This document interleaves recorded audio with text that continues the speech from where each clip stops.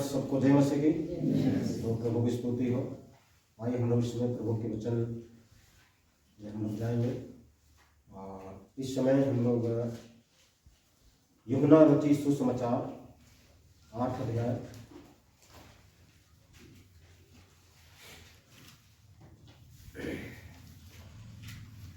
यूहन्ना रचित सुसमाचार उसका 8 अध्याय और 32 से हम लोग 37 तक पढ़ते। तुम सत्य को जानोगे और सत्य तुम्हें स्वतंत्र करेगा।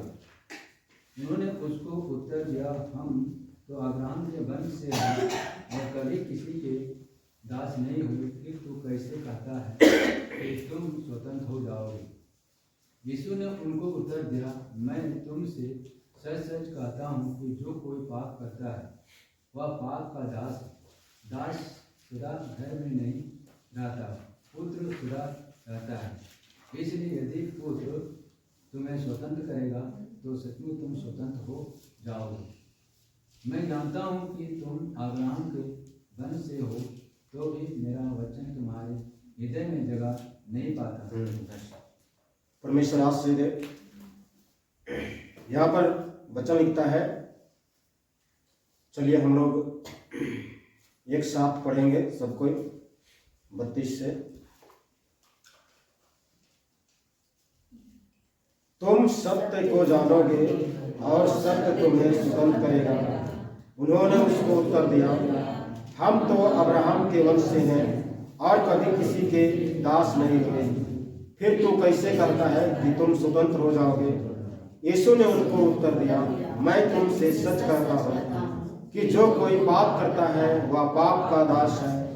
दास सदा घर में नहीं रहता, पुत्र सदा रहता है। इसलिए यदि पुत्र तुम्हें स्वतंत्र करेगा तो सचमुच तुम स्वतंत्र हो जाओगे। मैं जानता हूँ कि तुम अब्राहम के वंश के हो, तो भी मेरे वचन तुम्हारे हृदय में जगह नहीं पाए। हालेलुया। परमेश्वर के वचन पढ़े जाने पर आशीष मिला। यहाँ पर लिखा हुआ है कि सत्य को जानोगे तो सत्य क्या करेगा? स्वतंत्र करेगा। और लिखता है कि वहां पर जो यहूदी लोग थे, वहां पर जो लोग थे वे लोग जो अब्राहम के खानदान के थे, अब्राहम उन लोगों का पूर्वज था। और ये लोग का ये धारणा था कि हमारे पूर्वज से लेकर अभी तक हम लोग किसी का गुलाम नहीं हुए, ना कोई देश हमारे ऊपर गुलामी किया। और ये यहाँ क्यों इस तरह से बात करता है कि सत्य को जानोगे तो सत्य तुम्हें स्वतंत्र करेगा। हम गुलाम में नहीं हुए तो स्वतंत्रता की तो बातें दूर, हम पहले से ही स्वतंत्र हैं। ये वहां पर जो लोग थे ये लोग ये चीज कहने लगे, लेकिन यीशु मसीह बोलता है 34 में, यीशु ने उसको उत्तर दिया, मैं तुमसे सच सच कहता हूं जो कोई पाप करता है वो पाप का दास, पाप का गुलाम है। जो कोई पाप करता है वो पाप का क्या है? गुलाम है, दास है। उसका जकड़न में है, पाप के जकड़न। पाप जो है गुलाम बना देता है। पाप जो है इंसान को गुलाम बना देता है। अगर किसी को झूठ बोलने की आदत है तो झूठ बोलने वाला आत्मा जो है उनको गुलाम बना के रखा है, और वो जब तक झूठ नहीं बोलेगा तब तक वो जो है उसको हजम नहीं होगा, खाना हजम नहीं होगा। उसी प्रकार से जो लोग डंडे मारते हैं या पैमानों से किसी सामान को बेचते हैं, बिक्री करते हैं, कोई भी सामान को डंडे मारते हैं या पैमानों से बेचते हैं या मिलावट करके बेचते हैं, या सरकारी कर्मचारी हो उसको सरकार अच्छा वेतन देता हो, लेकिन जब तक घूस नहीं लेता है तब तक जो है उसको मन में चैन नहीं है। वो जो है एक प्रकार का गुलाम है, वो एक प्रकार का डंडे मारने का गुलाम है, घूस लेने का एक गुलामी में जकड़ा हुआ है, और जो है मिलावट करने का गुलामी में बसा हुआ है। चावल में 50 केजी चावल में या 1 क्विंटल चावल में एक केजी बालू होता, मोटा वाला बालू, उसको मिला देगा। उसको एक बीमारी है, गुलामी है, क्योंकि वो चीज करता है उसको तसल्ली आता है, क्योंकि वो गुलाम में। यीशु मसीह ये चीज बताता है, जो कोई पाप करता है चाहे जो भी प्रकार का पाप हो तो उस पाप का वो गुलाम बन जाता है। तो इसी तरह से बहुत सारी चीजें हैं। क्रोध जिसको आता है वो क्रोध का गुलाम हो जाता है, गुस्सा का गुलाम हो जाता है। गुस्सा उसके अंदर में हमेशा बना रहता है, छोटी छोटी चीजों में, छोटी छोटी चीज में गुस्सा बना रहता है। टेंशन वाला एक गुलाम होता है, टेंशन बना रहता है, छोटी छोटी चीज में कहता दिमाग खराब, थोड़ा सा पानी बरस गया दिमाग खराब, बादल हो गया दिमाग खराब, धूप हो गया तो दिमाग खराब, ठंडा हो गया तो दिमाग खराब, मतलब उस दिमाग खराब का एक बंधन उसको बांध के रखा है। जब हर मौसम में दिमाग खराब, तो आपको रहता कब सही से होता है? कभी नहीं रहता, क्योंकि वो गुलाम में फंसा हुआ है।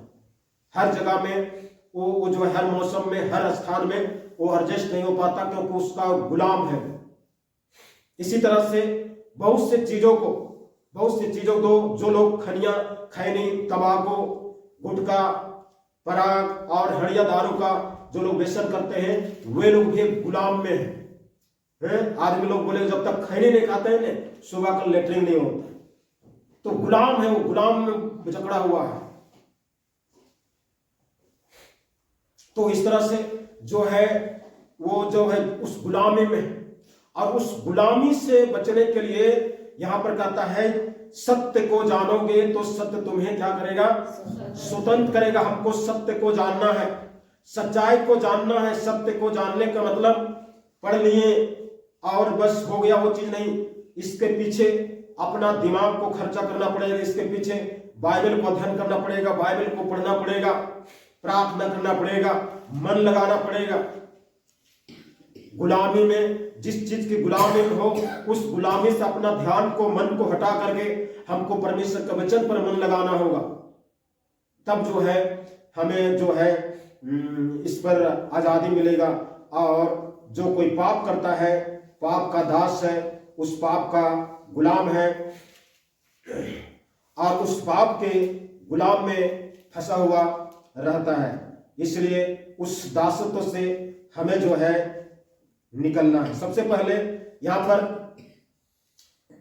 दो शब्द है, एक है स्वतंत्रता, स्वतंत्र, और दूसरा है दास, मतलब गुलामी। हमें यीशु मसीह हमको गुलामी से स्वतंत्रता की ओर ले जाता है। हालेलुया। यीशु मसीह हमको गुलामी से स्वतंत्रता की ओर ले जाता है, और शैतान कहिए या भूत कहिए, वो जो है स्वतंत्रता से गुलामी को लेके जाता है। हालेलुया। किसको नाम लेना चाहते हैं, किसकी भक्ति करना चाहते हैं? जो स्वतंत्रता से गुलामी को ले जाना चाहता है उससे, या गुलामी से स्वतंत्रता की ओर ले जाना चाहता है उससे?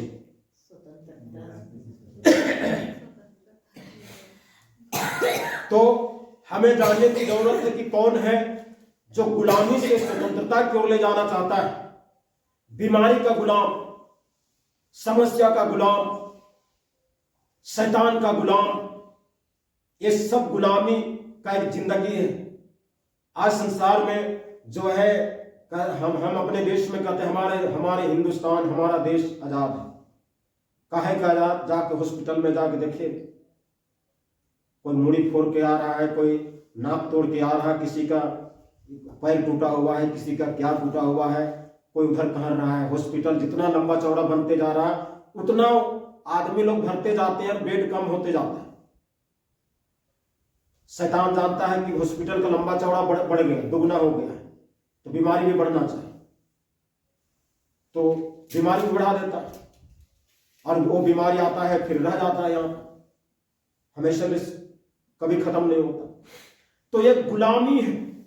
इस गुलाम से आज इंसान को आजाद होना, इस गुलाम से मनुष्य को स्वतंत्र होना है। हालेलुया। जात बदलना, धर्म बदलना, ये मतलब नहीं है बाइबल। चर्च, ये हमारी ये चर्च जो है, ये उस मकसद से नहीं है धर्मांतरण, जात बदलना।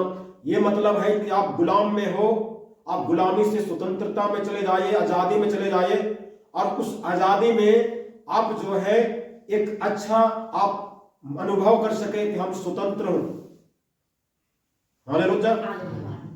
अब संसार में जो है ये समस्या से निकले दूसरा समस्या से निकले तीसरा समस्या से निकले चौथा समस्या, ये गुलामी नहीं लगता।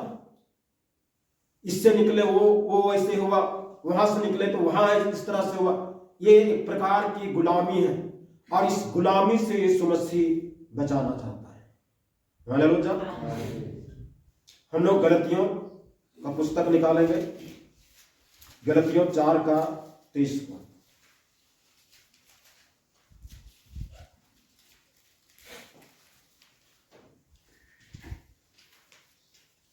गलतियों 4:23। परंतु पवित्र शास्त्र क्या कहता है? दासी पुत्र स्वतंत्र स्त्री के पुत्र के साथ उत्तराधिकारी नहीं होगा। दासी और उसके पुत्र को निकाल दे, क्योंकि दासी का पुत्र स्वतंत्र स्त्री के पुत्र के साथ उत्तराधिकारी नहीं होगा।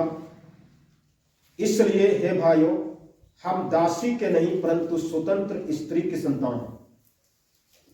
यहां पर एक आध्यात्मिक बात लिखा हुआ। हालेलुया। कहता है परंतु पवित्र शास्त्र कहता है दासी और उसके पुत्र को क्या करो? निकाल दो।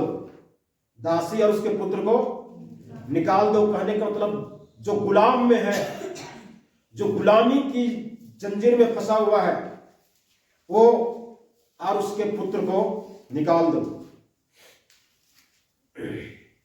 क्योंकि दासी का पुत्र स्वतंत्र स्त्री के पुत्र के साथ उत्तराधिकारी नहीं होगा। जो दासी का पुत्र है और एक है स्वतंत्र स्त्री का पुत्र, वो दोनों उत्तराधिकारी। उत्तराधिकारी का कहने का मतलब होता है कि हम हमारा पापा का संपत्ति जायदाद का अधिकारी हम नहीं बन सकते हैं अगर दासी का पुत्र है तो। इसलिए स्वतंत्र स्त्री का पुत्र है तो हम उत्तराधिकारी बन सकते हैं। एक दासत्व, एक गुलामी कितना बड़ा भयानक चीज है। हम जो है दासी की संतान, अगर हम संसार में हैं, पूजा पाठ, ये तीर्थ स्थान, माथा टेको, पत्थर के सामने, पेड़ के सामने माथा टेको, यहां टीका लगाओ, ये पूजा करो, वो परंपरा करो, पूर्वजों की परंपरा करते हुए आप आ रहे हैं। आप एक दासी के संतान है, दासी के पुत्र है, दासी के वंशज है, और दासी का वंशज का शांति जीवन का उत्तराधिकारी नहीं मिल सकता है, चंगाई जीवन का उत्तराधिकारी नहीं मिल सकता है, छुटकारा जीवन का उत्तराधिकारी नहीं मिल सकता है, आपको चैन और अमन जीवन का उत्तराधिकारी आपको नहीं मिल सकता है। आपको मिल सकता है तो आपको यही मिल सकता है, दुख और तकलीफ और संकट और विपद और मुसीबत और समस्या और बीमारी का उत्तराधिकारी मिल सकता, क्योंकि शैतान के पास वही चीज है।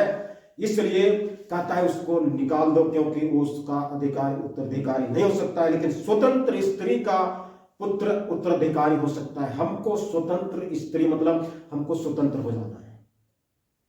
हालेलुया। हमको स्वतंत्र बन जाना है।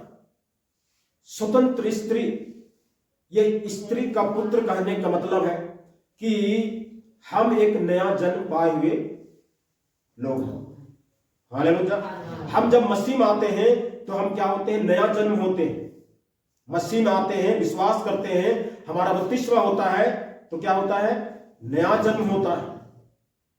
यह है स्वतंत्र स्त्री का पुत्र। निकोदेमुस को यीशु मसीह बोला कि जब तक मनुष्य जल और आत्मा से ना जन्मे परमेश्वर राज को नहीं देख सकता। निकोदेमुस कह रहा है यीशु मसीह आप परमेश्वर का ओर से होकर के आए हैं, आप अद्भुत काम करते हैं, आश्चर्यजनक काम करते हैं, इसलिए आप परमेश्वर की ओर से गुरु होकर के आए हैं। तो यीशु मसीह कहा इतने ही जानने से आपका काम नहीं चलेगा। इतने ही जान गए और आप क्या सोच रहे हैं? सत्य को जान। सत्य को जानने के लिए आपको जो है प्रार्थना करना है, चर्च जाना है, वचन को पढ़ना है, और संसार की खोपड़ी दिमाग को, संसार की नॉलेज को, संसार की बुद्धि को अपने दिमाग से निकाल देना है। और जो वचन में हम सीखते हैं या सिखाए जाते हैं उसको हमको धीरे धीरे अपने दिमाग में लोड करते जाना है। मोबाइल से आप पुराना फाइल को डिलीट कीजिएगा, तभी जो है नया चीज वहां पर स्टोर होगा, क्योंकि नहीं तो फिर जीबी भरा हुआ है। तो उसी प्रकार से हमको अपने खोपड़ी से गंदगी को, पुराना जिंदगी को निकालना है और नया वचन को, नया नियम को, नया सिद्धांत को हमको धारण करना है। उसके बाद प्रभु यीशु मसीह के लिए पूर्ण रूपेण समर्पण हो जाने के लिए हमको जो है यीशु मसीह को मुक्तिदाता के रूप में बपतिस्मा लेकर के, पानी में डूबकर बपतिस्मा लेकर के हम जब ग्रहण करते हैं, हमारा नया जन्म होता है। यही स्वतंत्र स्त्री का पुत्र। हालेलुया। हम लोग निकालेंगे रोमियो का पुस्तक,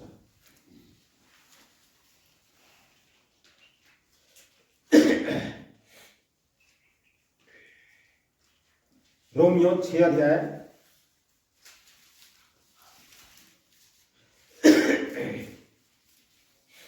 रोमियो 6 उसका 6 को पढ़ेंगे। हम जानते हैं कि हमारा पुराना मनुष्य उसके साथ क्रूस पर चढ़ाया गया ताकि पाप का शरीर व्यर्थ हो जाए। हम जानते हैं, पौलुस कहता है, हम जानते हैं कि मसीह में नया जन्म पाए हुए व्यक्ति का विषय में कहता है कि हम जानते हैं कि हमारा पुराना मनुष्यत्व, वही बताएं पहले कि पुराना मनुष्यत्व को डिलीट करना है, छोड़ना है, और नया मनुष्यत्व जो वचन में लिखा हुआ है, बाइबल में हम लिखा हुआ है, जो सुनते हैं, जो सिखाया जाता है, उसको हमको धारण करना है। पुराना मनुष्यत्व उसके साथ क्रूस पर चढ़ाया गया, यीशु मसीह के साथ में क्रूस पर चढ़ाया गया, ताकि पाप का शरीर जो है व्यर्थ हो जाए। पाप का जो शरीर है, पाप का जो मन है, पाप का जो दासत्व है, पाप का जो गुलाम है, जो पाप करता है वो पाप का गुलाम में है, वो पाप का शरीर जो है वो व्यर्थ हो जाए, मतलब वो कूड़ा कचरा के समान हो जाए और फेंका जाए। आगे, और हम आगे को पाप के दस्तों में न रहें, और हम आगे को पाप के गुलाम में हम ना रहें। हालेलुया। आगे को हम पाप के गुलाम में ना रहें। अब पीछे भी पाप के गुलाम में थे और आगे भी पाप के गुलाम में रहेंगे, तो आपका नया जन्म नहीं हुआ, स्वतंत्र स्त्री का पुत्र आप नहीं है।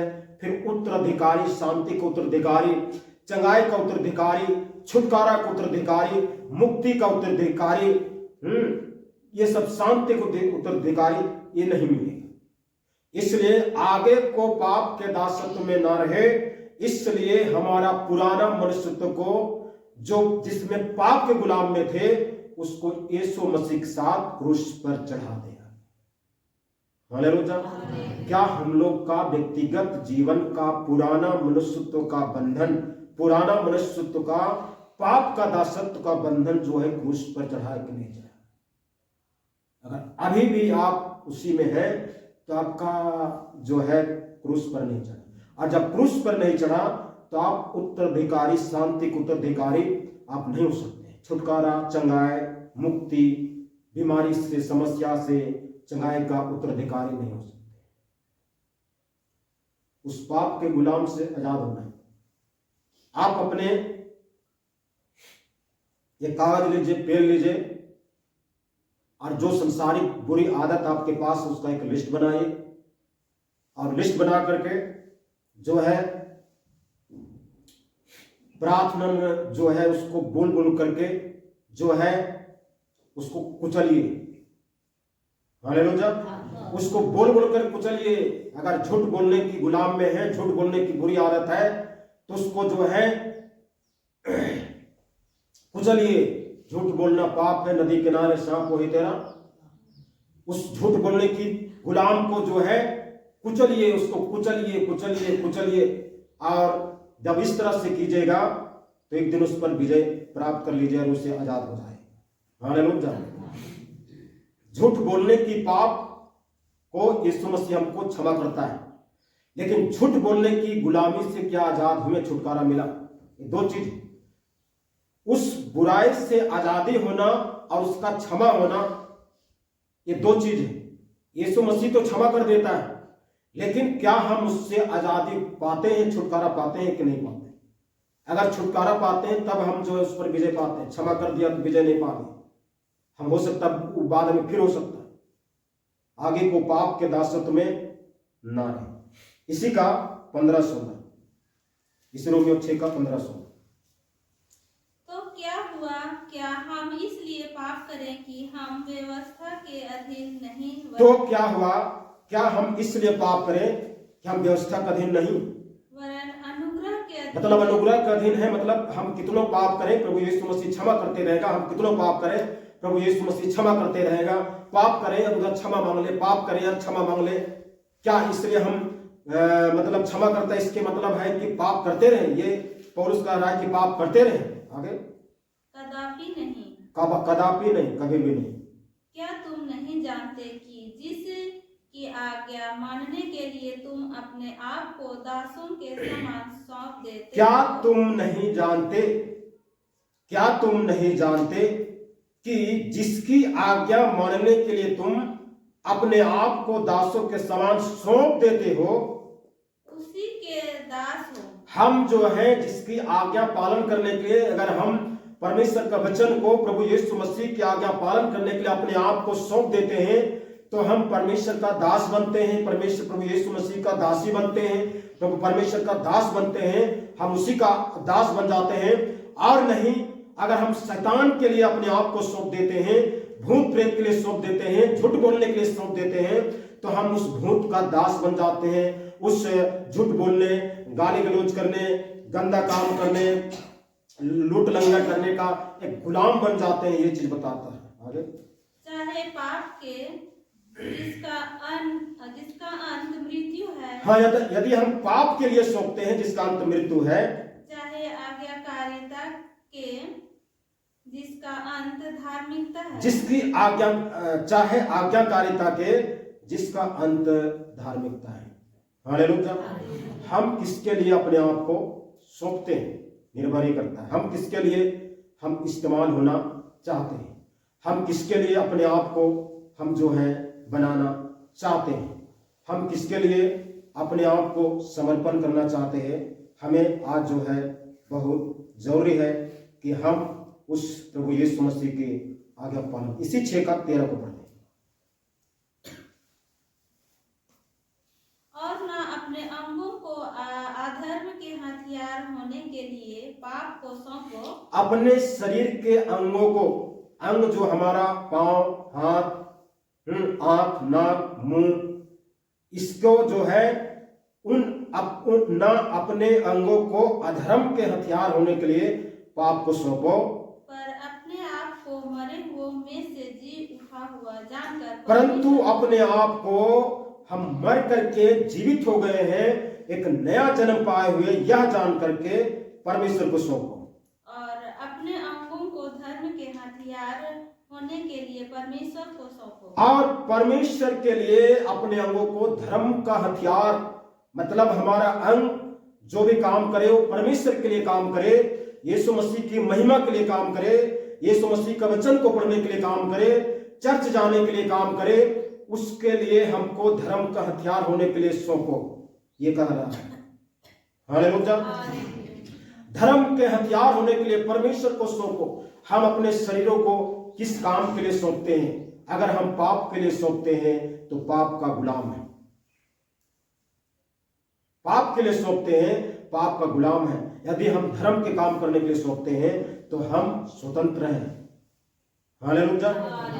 परमेश्वर हमें स्वतंत्र करना चाहता है और हमें आजाद करना चाहता है, और जो है परमेश्वर नहीं चाहता कि हम गुलाम में रहें, परमेश्वर नहीं चाहता कि हम दासत्व के बंधन में रहें।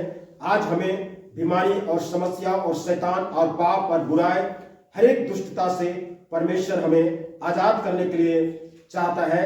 इसलिए हमें स्वतंत्रता के रास्ते पर हमको जाना है। हालेलुया। लूका रचित सुसमाचार 13 अध्याय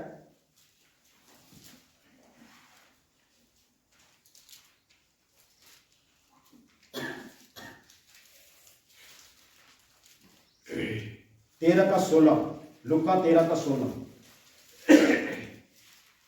तो क्या उचित न था कि यह स्त्री को अब्राहम की बेटी है? यह स्त्री जो अब्राहम की बेटी है उचित नहीं है, जिसे शैतान ने 18 वर्ष से बांध कर रखा था। जिसको शैतान ने 18 वर्ष से इसको बांध के रखा है, गुलाम करके रखा है, बंधन में रखा है। शब्द के दिन इस बंधन से छुड़ाई शब्द के दिन, विश्राम के दिन, आराधनालय के दिन में ये बंधन से छुड़ाए जाए। ये आप लोग को पसंद नहीं है। वहां पर जो है एक समस्या था, एक स्त्री थी जिसको 18 वर्ष से दुष्ट आत्मा उसको गुलाम करके रखा था। देखिए हम लोग पढ़ते जाइए 10 से 13 का 10 से। सब्त के दिन वह एक आराधनालय में उपदेश कर रहा था। वहाँ एक स्त्री थी जिसे 18 वर्ष से एक दुर्लभ करने वाली दुष्ट आत्मा लगी थी और वह कुबड़ी हो गई थी और किसी रीति से सीधी नहीं हो सकती थी। यीशु ने उसे देखकर बुलाया और कहा, हे नारी, तू अपनी दुर्बलता से छूट गई। तब उसने उन पर हाथ रखे और वह तुरंत सीधी हो गई और परमेश्वर की बड़ाई करने लगी, इसलिए कि यीशु ने सब्त के दिन उसे अच्छा किया था। आराधनालय का सरदार रिसियाकर लोगों से कहने लगा, 6 दिन है जिनमें काम करना चाहिए, अतः उन ही दिनों में आकर चंगे हो, परंतु सब्त के दिन में नहीं। यह सुनकर प्रभु ने उत्तर दिया, हे कपटियों, क्या सब्त के दिन तुम में से हर एक अपने बैल या गधे को थान से खोलकर पानी पिलाने नहीं ले जाता? तो क्या उचित न था कि यह स्त्री जो अब्राहम की बेटी है, जिसे शैतान ने 18 वर्ष से बांध रखा था, सब्त के दिन इन बंधन से छुड़ाई जाती? जब उसने यह बातें कही तो उसके सब विरोधी लज्जित हो गए और सारी भीड़ उन महिमा के कामों से जो वह करता था आनंदित हुई। हालेलुया। यहाँ पर एक स्त्री को शैतान ने 18 वर्ष से पहले से बांध कर रखा था। दुर्बल करने वाला आत्मा कुबड़ी हो गई थी और 18 साल से शैतान के गुलाम में थे। 18 वर्षों से जकड़न में थे। 18 साल 18 वर्ष कम नहीं होता। 18 वर्ष उन्होंने जो है बिल्कुल जो है कहीं इलाज नहीं करवाई, वो इसकी बात नहीं। 18 वर्ष तक जो है वो कहीं ना कहीं इलाज करवाई होगी, कहीं न कहीं दिखवाया होगा, कहीं न कहीं भगत, ओझा, तंत्र मंत्र, डॉक्टर, वैद्य, सारे संसार में मौलवी, मौलाना, दुनियादारी जैसे आज लोग करते हैं, सब कुछ करके बैठ गया। लेकिन वही चीज करते करते सारा संपत्ति भी खत्म हो गया होगा और लास्ट में जो है अब सब कुछ खत्म हो गया तो इलाज कैसे होगा, तब मटिया दिया। लेकिन उस आराधनालय में जब यीशु मसीह पहुंचा और यीशु मसीह ने उसको स्वतंत्र कर दिया, आजाद कर दिया प्रार्थना करके, क्योंकि सत्य को जानोगे, सत्य तुम्हें क्या करेगा, स्वतंत्र करोगे। वो कुबड़ी स्त्री जब सत्य को जानी, सत्य यीशु मसीह है। यूहन्ना सुसमाचार 14 का 6 में लिखा हुआ है, यीशु ने कहा, सत्य जीवन मार्ग मैं ही हूं। हालेलुया। सत्य को जानोगे, यीशु मसीह को जानोगे, यीशु मसीह स्वतंत्र करेगा। और यहाँ कुबड़ी स्त्री को उन्होंने प्रार्थना किया और सीधी हो गई। और सीधी जैसे हुई, वहां पर जो पंडित, धार्मिक पंडित लोग थे, सब लोग कुड़कुड़ा कहने लगे। जब एक चीज समस्या जानते हैं कि आज अगर आप ठीक होते हैं, आप अगर भला चंगा हो जाते हैं, आपके अगल बगल के लोग को जो है खुजली शुरू हो जाएगा। आपके लोग, अगल बगल के लोग जो है आपके ऊपर कमेंट करना शुरू कर देगा कि क्यों ठीक हो गया, क्यों चर्च गया, क्यों यीशु मसीह से प्रार्थना करवाया, अरे दुनिया में और कोई चीज रास्ता इसको नहीं दिखाई दिया, और कोई चीज इसको रास्ता नहीं दिखा, वहां पर गया चर्च धर्मांतरण करने के लिए, अरे ईसाई लोग के समूह में गया, वो लोग ऐसे करते हैं, वैसे करते हैं, वो खाते हैं, वो ये चीज का कमेंट शुरू हो जाता है। क्यों शुरू होता है? क्योंकि शैतान को इससे मतलब शैतान इस पर सहमत नहीं है कि आप गुलाम से आजाद हो जाए। शैतान नहीं चाहता है कि आप जो है वो चाहता यही है कि आप गुलामी में रहें। शैतान नहीं चाहता कि आप चंगाए हो जाए, आप स्वतंत्र हो जाए, आप आजाद हो जाए। शैतान नहीं चाहता है। तो शैतान जब नहीं चाहता है तो शैतान को मानने वाला लोग थोड़ी चाहेंगे हैं? वो लोग आपको थोड़ी सही सलाह देंगे, वो लोग तो खुद सलाह नहीं देंगे। क्योंकि आरंभ से शैतान पाप करते आया है। पहला यूहन्ना की पत्री 4 अध्याय में लिखा हुआ, आरंभ से शैतान पाप करते आया है लूसीफर, और वो पाप के गुलाम में है। और आदमी लोग को, मनुष्य को, इंसान को, चाहे स्त्री हो, पुरुष हो, जवान हो, बुजुर्ग हो, सबको या बच्चे हो, सबको पाप के गुलाम में रखना चाहता है। और पाप के गुलाम में रख करके वो ये दिखाना चाहता है ये मेरी प्रतिनिधि लोग हैं, हमारी प्रजा है। और बीमार में दबे रहो, समस्या में दबे रहो, कहरते रहो, चिल्लाते रहो, संसार में कहीं भी जाओ इलाज नहीं है। हालेलुया। इसलिए सत्य को जानोगे, सत्य हमें स्वतंत्र करेगा, सत्य तुम्हें स्वतंत्र करेगा। सत्य को नहीं जानोगे तो स्वतंत्रता नहीं मिलेगा।